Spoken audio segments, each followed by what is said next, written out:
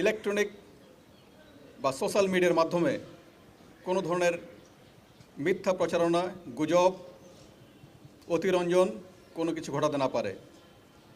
আপনাদেরকে আশ্বস্ত করতে চাই, আমাদের 999 সহ তথ্য, যে কোনো কিছু সংবাদ দ্রুত পৌঁছানো এবং সেই সংবাদের ক্ষেত্রে পুলিশি ব্যবস্থা, আইনশৃঙ্খলা বাহিনীর ব্যবস্থা সেটা আমরা যেন নিতে পারি, সেটা কিন্তু চালু আছে। প্রতিটি জেলায়, প্রতিটি উপজেলায় এবং পুলিশ হেডকোয়ার্টার্সে আমরা কন্ট্রোল রুম চালু করেছি, যেখান থেকে যে কেউ তাৎক্ষণিকভাবে যে কোনো সংবাদ জানাতে পারবেন। National communication monitoring centre NTMC, তাদেরও কিন্তু ব্যবস্থা আছে। আমরা চাই যে সকলের সম্মিলিত প্রচেষ্টায় একটি উৎসবমুখর পরিবেশে পরিপূর্ণ নিরাপত্তার সঙ্গে আমরা আসন্ন দুর্গোৎসব পালন করব। এখানে কোনো ধরনের বিশৃঙ্খলা, কোনো ধরনের অপতৎপরতা কোনো সুযোগ নাই।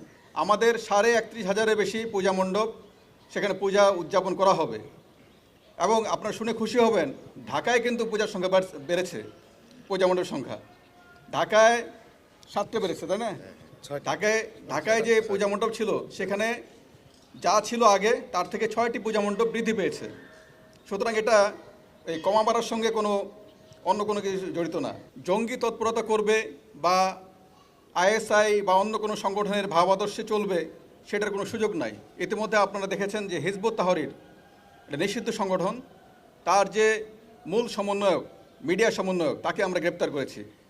আমরা তথাকথিত পতাকা নিয়ে যারা হঠাৎ করে ঝটিকা মিছিল করেছে, সেই ধরনের 3 জনকে আমরা অ্যারেস্ট করেছি গত 2 দিন আগে। সুতরাং এই ধরনের কোনো সুযোগ নাই যে জঙ্গি তৎপরতা করবে। যারা নিষিদ্ধ সংগঠন, তাদেরকে আমাদের যে তৎপরতা সেটা কিন্তু অব্যাহত আছে।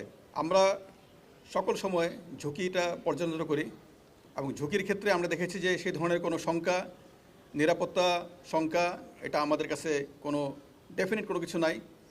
তারপরেও আমরা সতর্ক থাকতে চাই যেন কেউ ফায়দা লুটতে না পারে।